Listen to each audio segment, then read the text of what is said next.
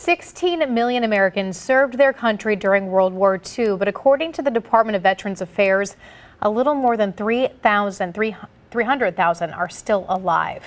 And that is why a celebration of life for one local World War II veteran was just so special. We meet Marine Charlie Kohler in tonight's Spotlight on those who served.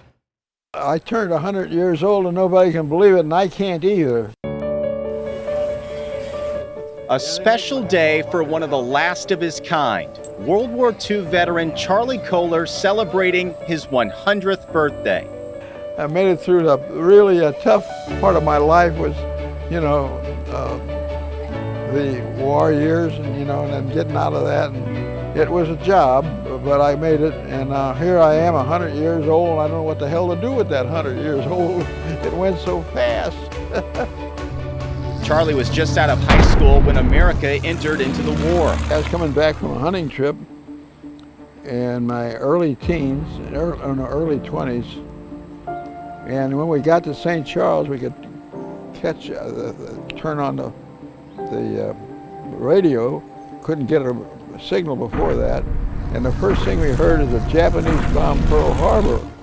The two of us I said, do you know where Pearl Harbor is? And neither one of us knew, but we soon found out.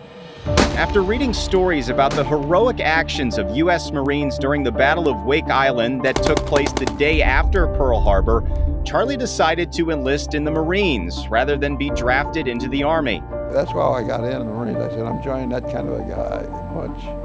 To this day, he is still proud of his choice for military service. The leathernecks with dirt behind their ears, they love up all the neighbors and love up all the ladies and slop up all the beers. The Army and the Navy and the lousy engineers could never lick a leatherneck in 100,000 years. Charlie became a member of the 23rd Regiment of the 4th Marine Division. During his training, he was stationed at Camp Pendleton. It was there that the members of his company made a promise to each other. The last two guys would enjoy a bottle of wine. The last two living. Charlie's regiment fought in the Pacific, first Kwajalein, then Saipan, Tinian, finally landing on the black sand beaches of Iwo Jima.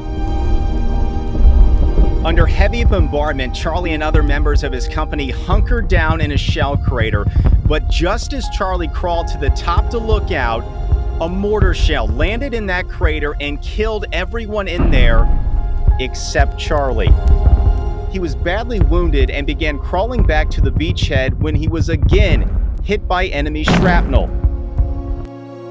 It was then that another member of his company, Glenn Moose, found Charlie bleeding out, took off his belt and tightened that belt around Charlie's leg as a makeshift tourniquet.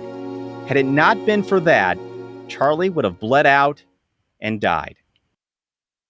I cannot begin to tell you how lucky I am, because my dad was left for dead on Iwo Jima, and the son of the man, the Marine who saved my dad's life, is here. Wow, look at this. Charlie's son Keith recently found the son of Glenn Moose, and during this celebration, Dave got to meet Charlie for the first time. Is this my buddy Moose, son? I am Dave Moose, Charlie. It's so God, I'll tell great you what, to meet you. I'm honored. I'll tell you what, you had one hell of a dad. Well, thank you. That, boy, what a guy. I'd like to hear more from you about him. Yeah. Maybe you could tell me some things I don't know. Well, we had a hell of a team, I'll tell you that. Yes. So that's kind of the, what Charlie keeps repeating, Glenn Moose saved my life on Iwo Jima. Dave's father, Glenn, had also been in that crater, but had crawled out just before the mortar hit. How much Charlie really gives my dad credit for saving his life, that aspect was new to me. I really didn't know. While the 100th birthday of a World War II veteran is sure something to celebrate, that was not the only reason behind this event.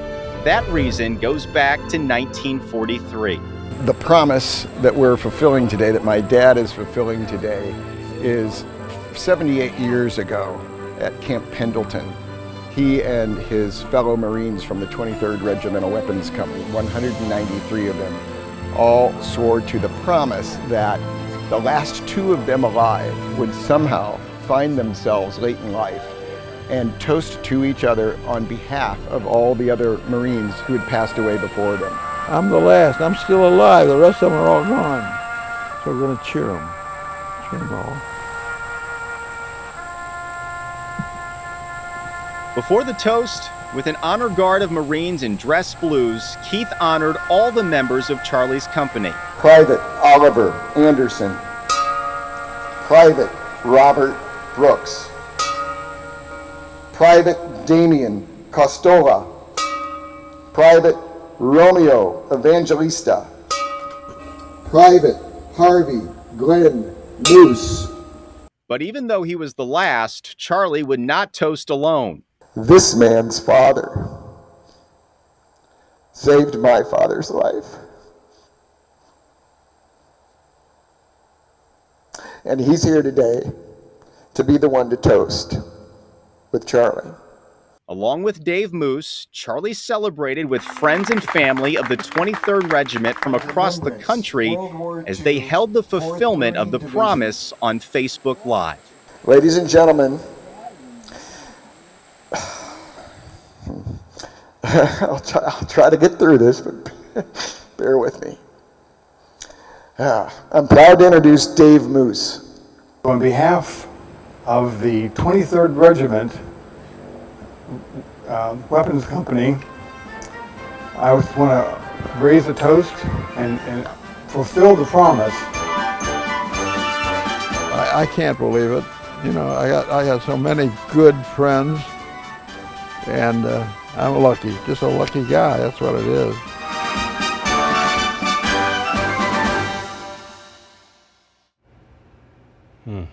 Another story from Charlie. As a gurney lifted him onto the hospital boat of the coast of Iwo Jima, he was able to see that iconic image of the American flag raised over the island. Wow. Just get